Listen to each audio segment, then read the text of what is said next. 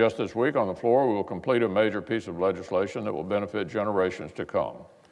Thanks to a number of our colleagues, particularly the junior senators from Colorado and Montana, the Senate is poised to take historic action for the future of the nation's public lands.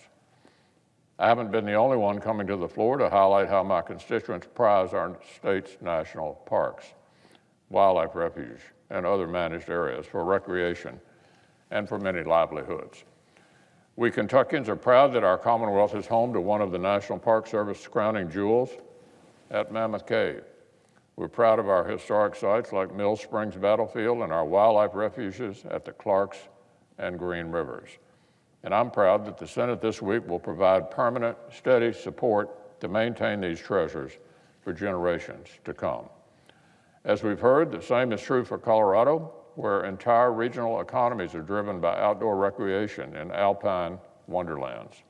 And for Montana, where federal and state management work hand in hand with local sportsmen and Native American tribes to preserve millions of acres of pristine big sky wilderness. And for West Virginia, where 54 of 55 counties have benefited from the Land and Water Conservation Fund investment.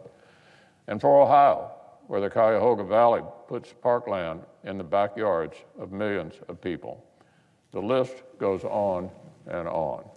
Public lands hold a unique place in the life of every state in America, from their natural beauty to their use for recreation to their pivotal roles in local economies.